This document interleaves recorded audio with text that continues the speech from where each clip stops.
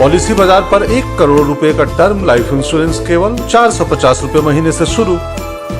Wow! Good evening. Welcome to the Big Fight. I'm Vishnu Shom. On the program tonight, the India-China boundary and border tensions between both countries. It's been an issue that's dominated proceedings in Parliament throughout this week, with the opposition making the allegation that the centre is stonewalling every effort at answering queries on just what is happening along the LAC. All this comes within days of the Tawang clash between Indian and Chinese soldiers, when our Jawans held their ground and repulsed a bid by the Chinese to take over a post right on the line of actual control. It's in this area that they fought, though this took place earlier on. There have now been another round of talks between India and China, the 17th round of talks, but these have yielded no results, with many asking the question, will there ever be a 100% return to the status quo before 2020, when the Chinese came into our territory? It's the government versus the opposition in Parliament. Is an effort being made to stonewall any questions on the line of actual control? That's what we're looking at on the Big Fight this evening. But first, a very special guest, Nirupama Rao, the former Foreign Secretary of India, joins us at this stage. Thanks, ma'am, very much for being with us. The latest round of talks in eastern Ladakh have not seen any breakthrough. Is it realistic to expect the Chinese to withdraw to pre-2020 positions? Thank you, Vishnu, for having me on the show. To answer your question, I think it's necessary to remember that everything changed in terms of our relationship with China in June 2020 with what happened in Galwan.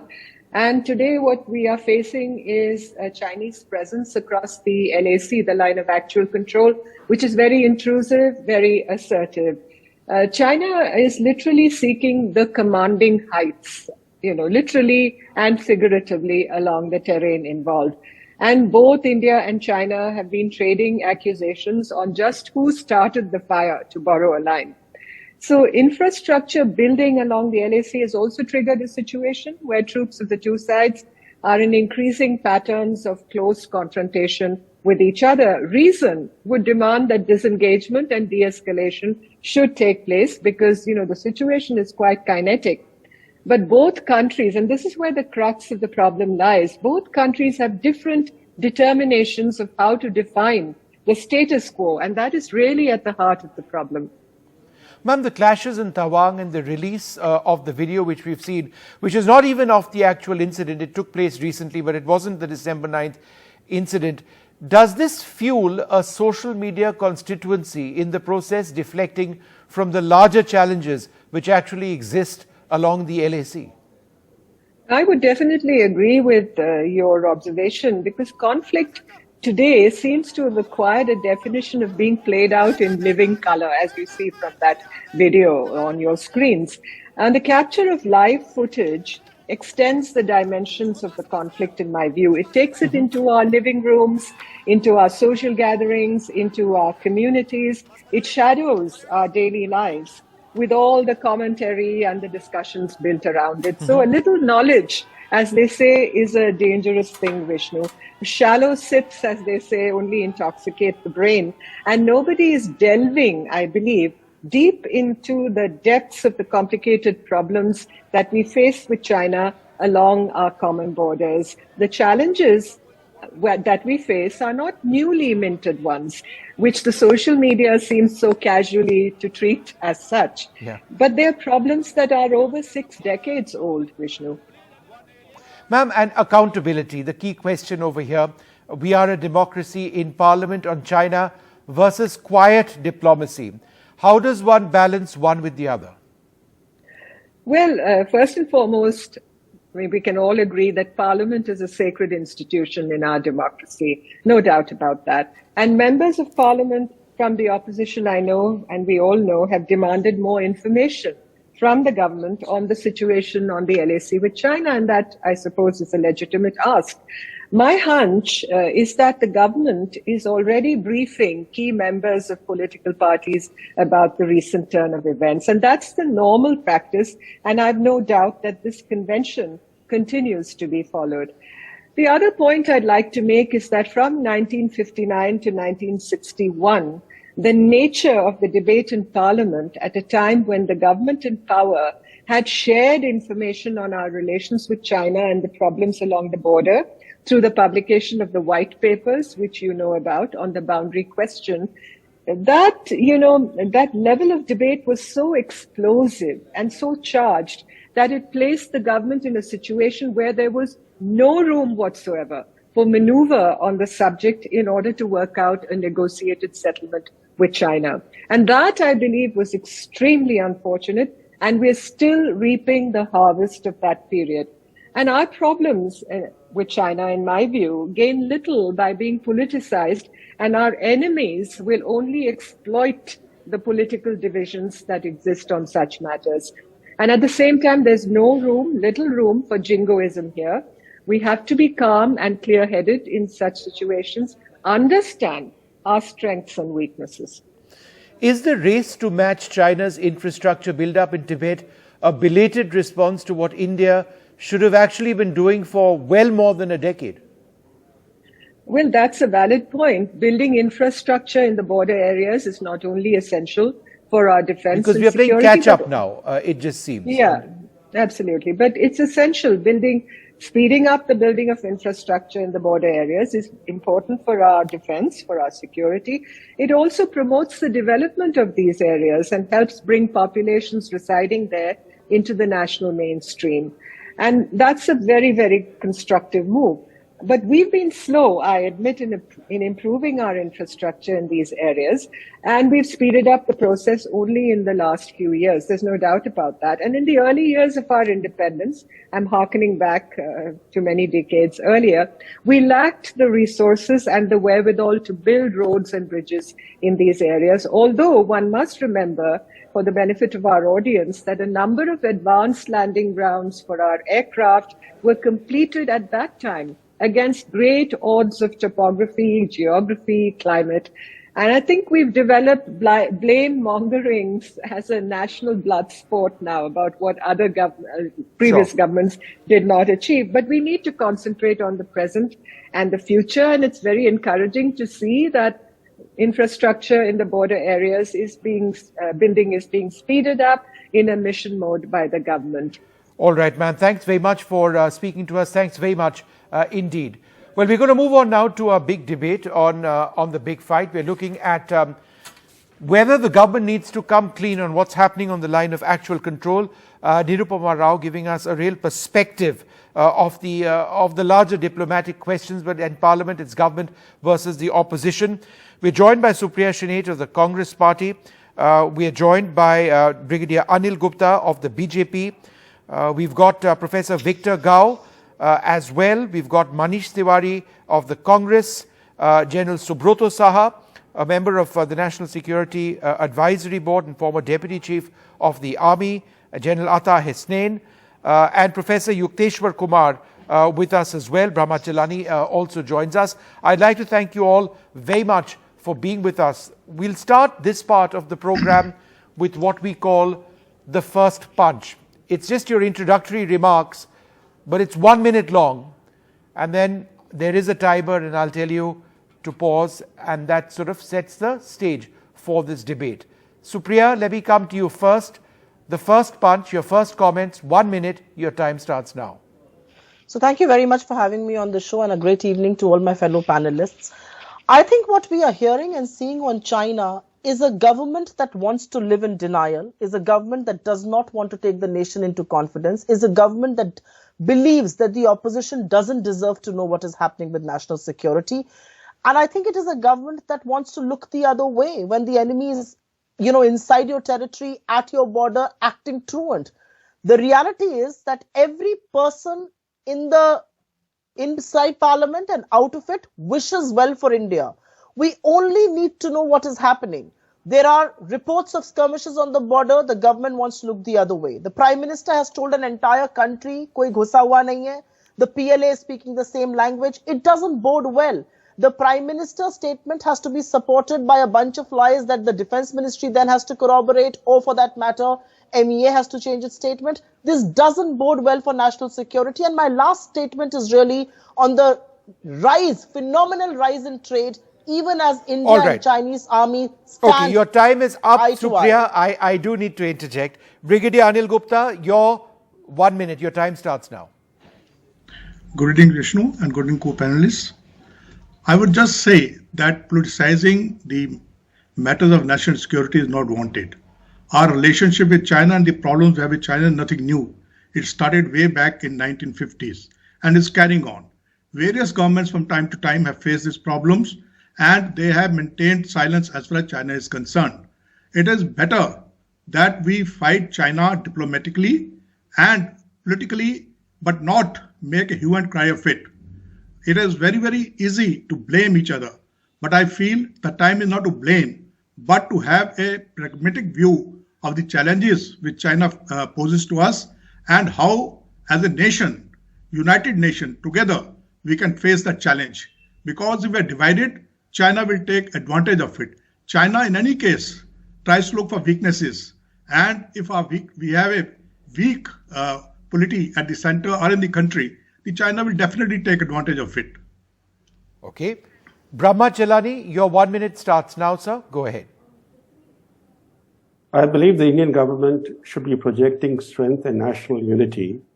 An open debate in Parliament will underscore the vigor of India's democracy and help the government to sharpen its public diplomacy.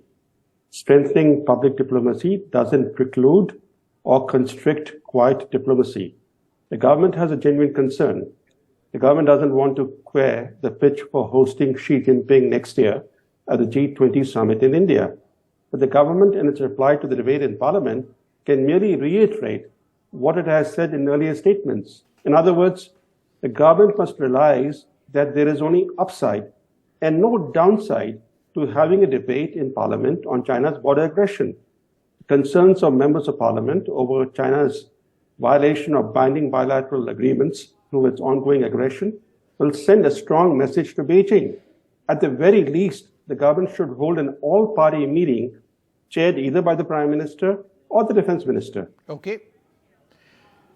General Saha, go ahead, sir. Your 1 minute starts now, your first punch. Thank you, Vishnu. I think at this moment, the most paramount requirement is national unity. It is a very serious challenge that we are facing, and the intensity of the challenge is only multiplying with every incident, with every passing day. We are into the third winter now in literally an eyeball to eyeball configuration in various parts of Eastern Ladakh. And what we have witnessed now in Arunachal is an extension of the broader strategy to try and pressurize India at multiple points. The biggest challenge as of now, despite all the efforts, let's not forget that the terrain is demanding and it is taking time to build up infrastructure as we go along. As it is, we have started late, but things have been improving and we need to allow time for that. The next point is, in the larger strategic sense, we have over the years, over decades, General, interrupting managed you. to And you will have opportunities, I assure you, General Saha, to complete your point. General Hasnain, I'm being a difficult taskmaster, but bear with me. I was rather rude to General Saha, but I'll be rude to you as well. So 1 minute, your time starts now. Jai Hind to all my fellow panelists. China does not trust India. China knows the potential that India has.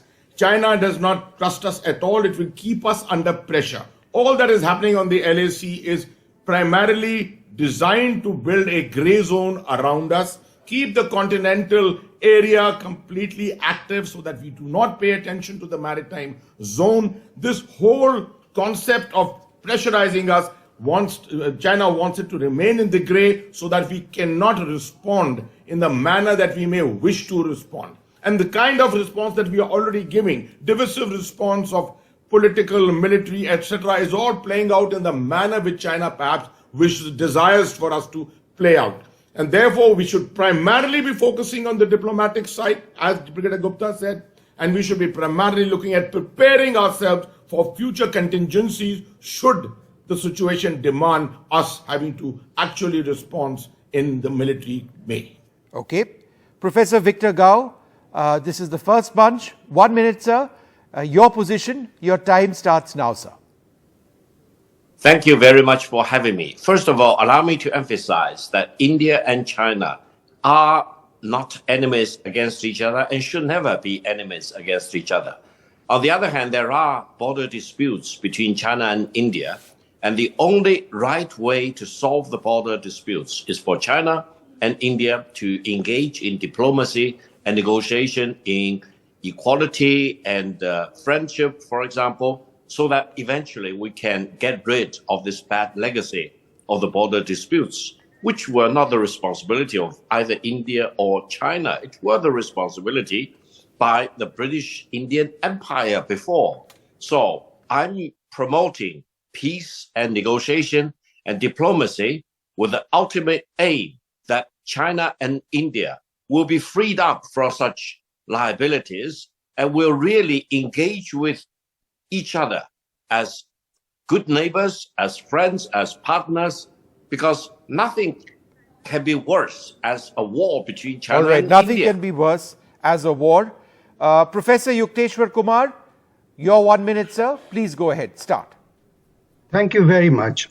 I say this without a scintilla of equivocation or hesitation or timidity that now it is not the time for any kind of hesitancy, any kind of equivocation or pusillanimous attempt of ambiguity between India and China. If since last June 2020, almost 3 or 2.5 years have taught us anything, that even the immutable rules of politics and diplomacy can be subverted. I have been working on China for last more than 3 decades, and India needs to understand China very well. We do not need to look at China from the prism of Western diplomacy or academics. We in India need to understand China directly. How many people in India... I get that point. Out of time, let me go straight across to Supriya. Supriya, it's a sensitive issue. The government at one stage probably argue that not everything can be shared because they are dealing with a difficult situation and there's a lot of quiet diplomacy involved. Therefore, are you being unrealistic in making your demand in Parliament? I don't think so. I think Parliament is where the government is accountable. If the government is not going to be accountable to the highest temple of democracy, then what exactly is the government accountable to, and what are parliamentarians asking? Parliamentarians are asking that you at least tell them what the real situation on the ground is. At least call for an all-party meeting. Have a one-on-one with political leaders. But none of that is happening. And is this not breakdown of dialogue on an issue as important as China? But more than that, Vishnu, I think the last point that I was trying to make when my time got up is there seems to be a disconnect between the real situation on the ground as far as China is concerned and what the government is doing to deal with it. Because quite frankly, if China has intruded the way it has, we have not been able to restore status quo ante April 2020, one will turn around and ask the question, how does China year after year continue to be our largest trading partner? Right. Why has the trade deficit with China let's get an answer, Brigadier Gupta. Supriya, let's get an answer to your last question first. Let's get an answer to your last point first. Brigadier Gupta, why is it trade as usual with China when in fact we face these challenges? This should be asked of the Congress. When they were in power, they never developed the manufacturing sector in the country. And today we are facing that problem because we do not have the machinery, you do not have the wherewithal. How do you become self-reliant? So therefore, to make yourself self-reliant, you require machinery which is only made in China. So what do? Do you make a halt to it? Do you come to a standstill? You can't do that. No, but then, Brigadier Gupta, when the Prime Minister said, or when the government said it cannot be business as usual with China, we seem to be doing business. No, it's not business as usual. Stopping a few apps is hardly the solution, no? Please let me. No. See, question is, it's not only app. The business has come down. But there are certain essential things which just cannot be ignored. They can be only procured from there. So that's been done. But business overall has come down. You see, local in the market, the Chinese goods are the retail goods are indeed, they're going down. But there is essential machinery, I would say the larger things which are required, which are not manufactured right. anywhere else. While our soldiers clash. So there's a bit of a dichotomy there. Supriya, go ahead. No. I just have a very brief point to make. You say what you do, sir. But if the trade deficit with China is going to double under Mr. Modi's regime, questions will be asked. Mr. Modi banned the Chinese apps, 59 of them, and yet the Prime Minister Cares Fund was accepting money from that. The Chinese have spent $15 billion last year in a startup ecosystem. If they were to act truant and pull that out, you do understand what happens to that section of the economy. Do we understand the repercussions of engaging with China the way we are? We can't look the other way and say we can't stop it. You are actually funding the enemy to do what they're doing at the border in some sense. And I don't think that's a wrong assessment at all, with all due respect to you and the uniform that you once wore, sir. Do you understand the repercussion of the silent agreement which you signed with China as a political party? Do you know what is the fallout of that? For how long and will you continue to keep blaming us? You have now been in power for 8.5 years. I don't want to get into combat with you. You once wore a uniform. I don't want to disgrace you, sir. But I have only talk on facts, sir. Talk on hardcore facts. The reality is that we have not been able to restore status quo until 2020. The Prime Minister lies to the country, and you still want to come here and pick a bone with me. Please learn to listen. Don't be arrogant. If you can make a point, please have it. Please have the courage. The Prime Minister went and met Xi Jinping. Just arguing unnecessarily. What did they discuss? I refuse to argue. All right, both of you, 1 second. I'll come back to both of you in a little while when tempers are sort of come down a little bit. General Saha, let's look at the situation and what took place in Tawang. The fact of the matter is we are now trying very hard to build up infrastructure. But as a soldier yourself, did you not believe that this is something that needed to have been done a long time back? It's not BJP versus Congress, but as a country, we've just not understood what the Chinese always intended to do. We are now seeing this now, and we are racing to the LAC. They're already there in terms of infrastructure. Vishnu, I agree with you 100%. I was a company commander on the LAC. You cannot have... Brigadier Gupta, 1 second, General Saha is answering. Brigadier Gupta, 1 second, General Saha, go ahead. You see, it's a very valid point that you make, Vishnu, because infrastructure in this terrain, and as we all know, the Himalayas are relatively new, so they are not stable. It takes a long time to develop roads and all other connected infrastructure. That having been said, I must also say that the amount of infrastructure that has been developed in the last 5 to 6 years has been phenomenal. In the Northeast alone, it runs into almost 9,000 kilometers. Even the instant place, where this incident has occurred, where the face-off occurred, till few years back, we would be almost walking from ahead of Tawang to this place. Right. At least now the road is going to almost 3.5 hours short of the place where the face-off was taken. And it was possible to react that much better. And let's not remain, localized only to Arunachal. It is across, whether it is in Ladakh, whether it is in Sikkim, whether it is in Arunachal. It is a major challenge that we are faced with. Border roads is working overtime. But at the same time, I think this also calls for a lot more cooperation from the state governments, because ultimately all kinds of clearances, whether from the local bodies that are there in Arunachal, from the Ministry of Environment and Forest in the central government, it is a humongous task to have the clearances for each and every infrastructure piece that we want. Okay. The other thing is we have to also see it is not only infrastructure. If you see the increase which is there in the build-up of PLA from across the Sangpo, as much as we are all proponents of peace, diplomacy, and so on, but the activities of the PLA, both PLA as in army and PLA Air Force that we are seeing on the ground, is indicative of a very, very different scenario. So obviously, there are preparations that are going on for a larger motive, and what we are seeing now... In fact, General Saha, let me put that question to Professor Victor Gao.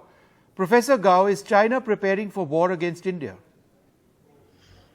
Not at all. First of all, this year, 2022, is the 60th year anniversary of the border clash between China and India in 1962. I hope in 60 years, both China and India should have matured enough to realize that war is not a way to solve the border disputes between these two great nations. Only diplomacy and wisdom, which are required to solve this very difficult situation. What explains China's infrastructure build-up? What explains the massive upgrade of your air bases, the heliports that you're building, the fact that you're carving into Bhutanese territory?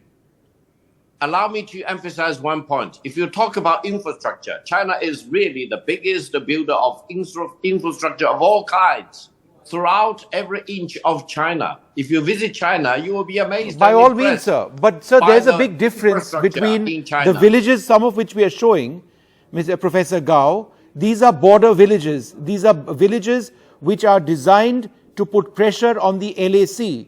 Why is China actually doing this? You talk about the LAC, you talk about the status quo anti-2020. We think we need to keep in mind that the LAC did not start to exist in 2020. The LAC started in 1962. Therefore, we need to really keep in mind of all the complexities and the complications of the border issues between China and India. And we need to apply maximum wisdom and use the best diplomacy we can have for both China and India to solve the difficult absolutely, situation sir. But along our as border. we discussed recently with you, we keep talking and keep agreeing to talk, but it doesn't show anything on the ground. General Saha, go ahead, sir. You see, Vishnu, we need to go back a little bit. You know, November of 2012, Xi Jinping was appointed as the chairman of the CMC and the Chinese Communist Party. By March 2013, he was appointed the president, and end of March 2013, on the sidelines of the BRICS, the Brazil, Russia, India, China summit, South Africa summit, he made a public announcement that we should resolve our boundary problems with India as soon as possible. Within 17 days of that, we had the long face-off in Depsang, lasting over 40 days. Since that and now, we have seen how face-offs have been prolonged, and a clear difference in intent. And the intent is the boundary resolution should be on my terms. Okay. Again, I go back to the point that, yes, we all want peace. We want a resolution by diplomacy. But facts on the ground are different. How come it is India with whom China is not, resolving the border issues, despite the series of, strategies, the special representative level talks that we've had? We have made no headway. Sure. And there is no middle ground that we have been able to find. So obviously, the intent is misplaced. Okay, General, half a second. We're also joined at this stage by Manish Tiwari of the Congress. Thanks, Manish, very much for joining us. You've been raising this issue on China now for how many sessions of Parliament? And how many questions of yours have not been answered? Jokes apart, do you have a number to that? Because, do you have a number to that? There must be at least 5 to 6. Well, Vishnu, I don't think we should go down that street. No, but isn't it about 8 to 9 questions that you have asked over the last several Parliament sessions when there's not been any answer? Well, there are actually 56 of them. 56 questions. You've asked 56 questions on different aspects of India-China, and and you haven't got an answer to even one. Well, none of them were permitted. All of them were disallowed on grounds of national security. And it's a fact that over the past 6 sessions of Parliament, from the September of 2020 till the one which concluded today, in every session I have been trying to persuade the government to have a discussion on the broader Sino-Indian relationship. Unfortunately, the government has been very diffident. In fact, in this session of Parliament, from the 7th of December 2022 till today, which is the 23rd of December 2022, on every single day, I gave an adjournment notice that Parliament should adjourn its regular business to discuss what's been happening between China and India. And the reason for that, Vishnu, is very evident. It is not to finger point at the government. Everybody understands it's a difficult situation. The government has been trying to grapple with it to the best of its ability. But the fact remains, as one of your panelists, I think one of the esteemed generals was pointing out, that ever since Xi Jinping assumed the general secretaryship of the Chinese Communist Party in the October of 2012 and subsequently became the president of China in the April of 2013, there has been a change in the Chinese disposition, not only towards India, but to all its neighbors. So therefore, if you look at it in the South China Sea, the dashed line claims which China has been belligerent on. If you look in the East China Sea, their claims the Senkaku Islands vis-a-vis Japan. In addition to that, the man-made islands which have been built in the South China Sea. And then if you come to the line of actual control, the transgressions since the April of 2020. So there's been a general increase in the Chinese belligerence. So therefore, how does the world really get China to play by the agreed rules of engagement of the world order? And I use the term, a rules-based order loosely because, there's debate about the fact that whose rules are we talking about. But there is a certain modicum of civilized conduct. And in the case of China and India, what unfortunately China has been doing is that it has reneged on the 1993, 1996, 2012 agreements that it has signed with India with regard to maintaining peace and tranquility on the border. Also, so obviously there is something which is going wrong. So also obviously the 2005 bilateral agreement that absolutely that protects the populations in disputed areas. Well. In areas, if there are no populations and you start building villages and say that, look, it's populated now, then you violated that ground. Well, in fact, you're so right, Vishnu, because the special representative process which was set up post Prime Minister Vajpayee's visit to China in 2003, one of the principles which was agreed to between the SRs is that the settled populations will not be disturbed. So under those circumstances, something has gone wrong. Now, what is it that has gone wrong? Because as my colleague Supriya was rightly pointing out, that we have this dichotomy. On one hand, you have an increase in trade and the trade balance, unfortunately, is tilting against India. On the other hand, you have this tautness on the border. So how do you reconcile these two seemingly irreconcilables, if I may put it in those words? Okay. And that's why we were insisting that you need to have a broader discussion on the Sino-Indian relationship. And may I just point out, and I have not understood the government's diffidence, because in 1994, when we had a situation vis-a-vis Pakistan, Parliament rose to the occasion and passed a unanimous resolution that the only unfinished business of partition is the reclaim of those areas illegally occupied by Pakistan. And that resolution was unanimously reiterated again in 2012. So therefore, whenever it has come to the question of national security, discussions in Parliament, even going back to the 62 war, when there was a 7-day discussion in which 165 people in the Lok Sabha participated and an equal number of members participated in the Rajya Sabha, and the discussion was initiated at the request of Mr. Vajpayee, you've always found, Parliament to be extremely measured and extremely constructive. That I take your point, is not happening now. Manish, you're welcome to stay on this debate if you like, but I must thank you very much, Vishnu. Responses. This was my 2-penny bit for whatever it was worth. I want to get Brigadier Gupta to respond to one point that Manish mentioned. He's asked 56 questions in the last several sessions of Parliament. Not a single question has been accepted. It's been rejected on grounds of national security. Isn't it problematic, sir, that everything is placed under national security if you don't want to answer a question? No, I am not competent to answer that question since I don't deal with the government. So I will not like to answer it.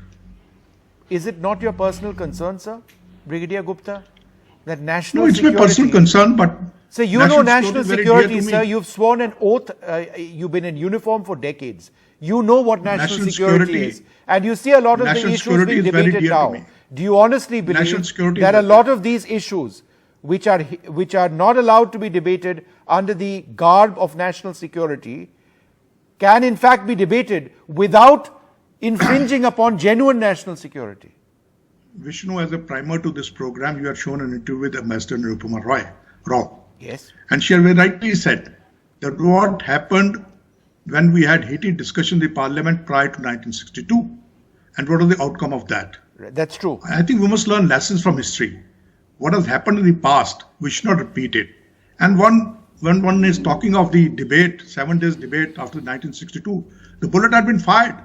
The Chinese were inside our territory. We are losing everywhere. There was a debate required. But there is a stage now where the Chinese are being shown The their Chinese right are place. inside our territory now, sir. Sir, they are not inside our territory. The only place where they are Depsang, that happened during Congress rule in 2012. Sir, Rest there have been new everywhere infringements in disengagement has taken Depsang, place. it's been established. There have been new infringements in Arunachal Pradesh, that's been established. Sorry. No, which is the new Arunachal Pradesh? Nothing. Yes, sir, There there are is no Chinese infrastructure. villages which lie in Arunachal Pradesh. Between the line of actual control and the Makmahon line That is where the Indian problem territory, lies, sir. because that is where the problem lies. The LS is not defined. So that is what even Sir, the somebody from Makmahon China line was is saying. defined by the Survey General No, of China India. does not accept that. China does not Sir, accept it's that. it's our claim. My dear friend Vishnu, had Congress government not accepted unconditionally the Chinese occupation of Tibet, China would have never been our neighbor. Okay. It is, all these problems are, the history is involved in it. If the follies which are made over a period of time, Okay, they sir. cannot be Brigadier, overcome I overnight. take that point. I want to go across to General Hasnain. General Hasnain, same question to you. National security. If everything is clubbed under national security, we may as well stop debating issues of security altogether. Because let's face it, a lot should be discussed, sir.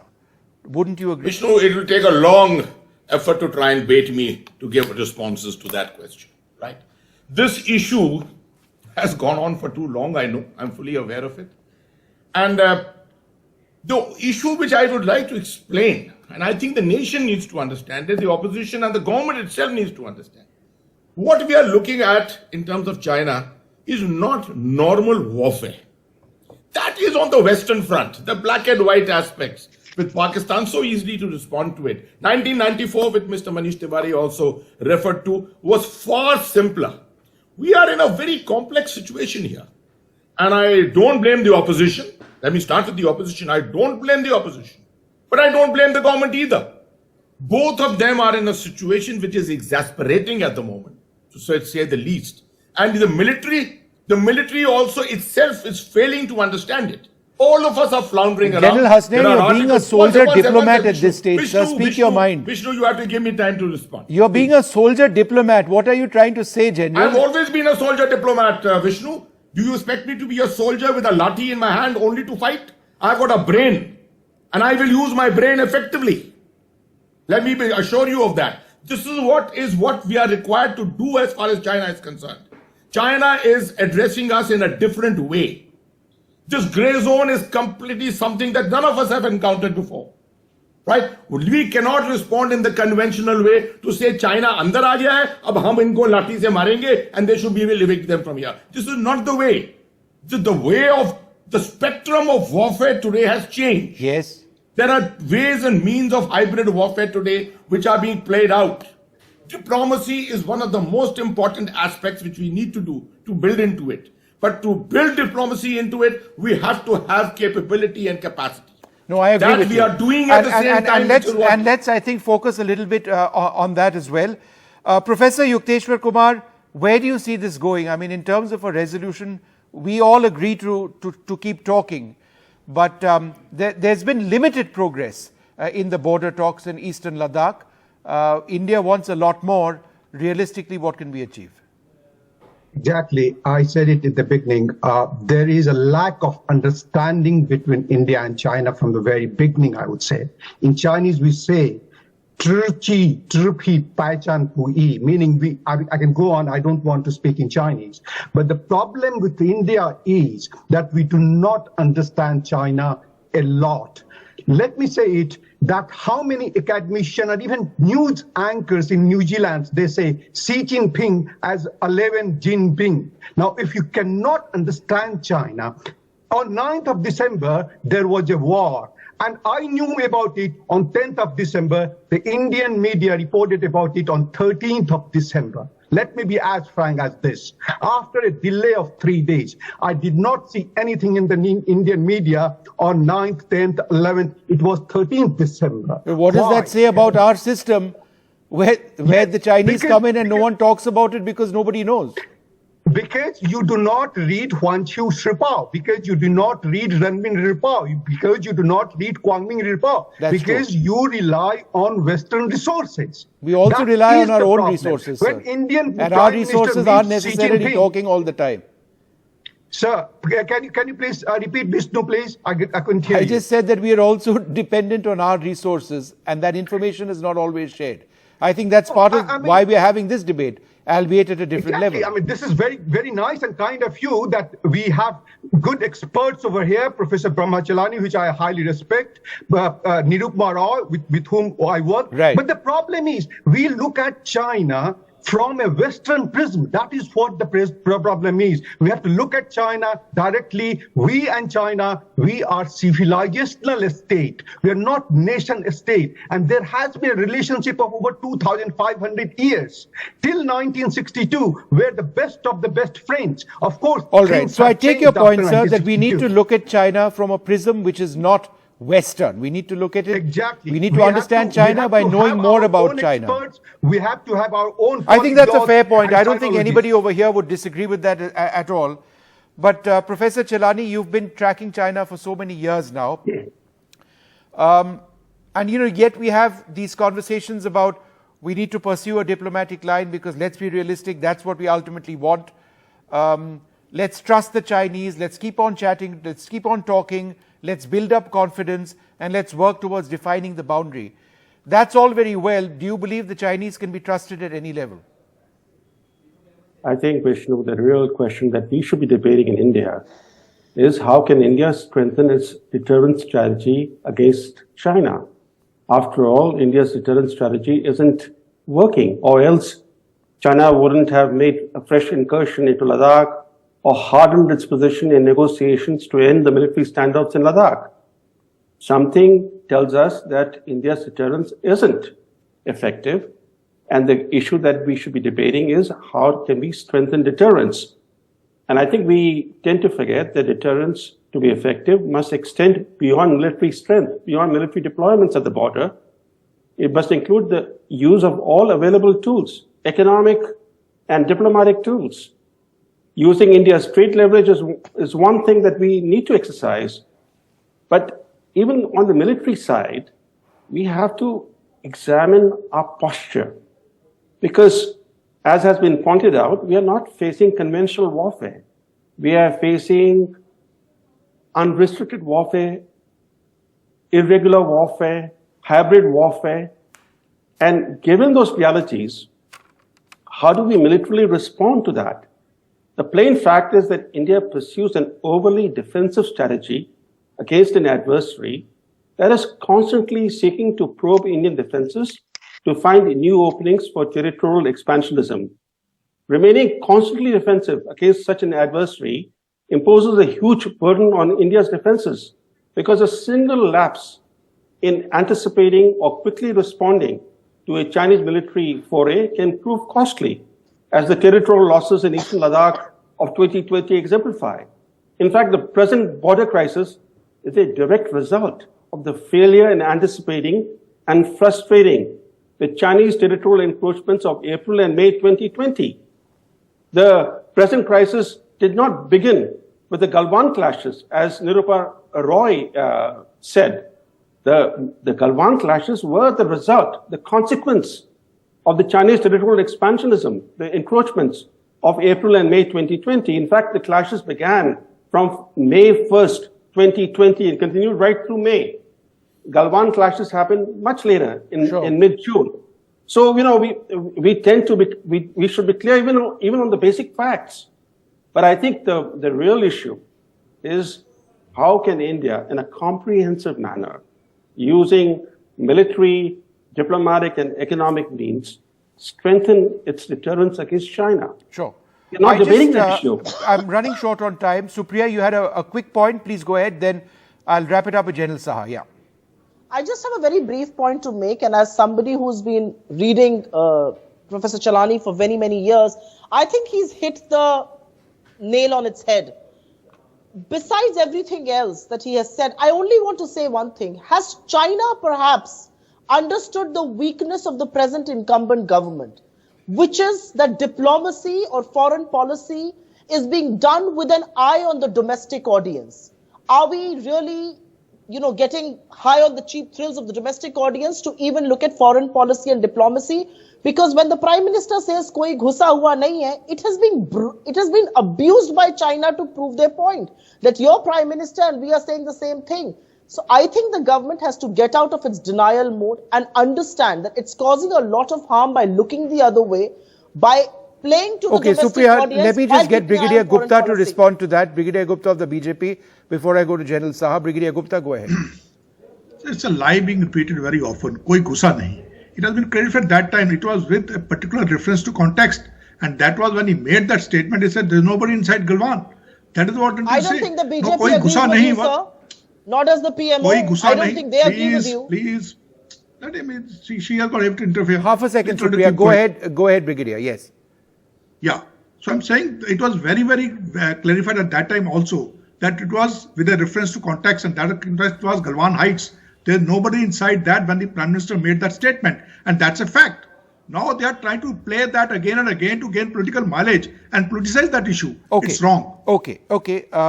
General Saha, So last word to you. And ministers. Supriya, half a second. I want to go to General Saha last. I think it comes out very based clearly. on what you have read and based on what you've understood, General Saha. General Saha, my question is this. Now with China, is that the grey zone, it is not in the military's domain alone. We should be clear. While what has happened in Arunachal has triggered off the debate, it's all well.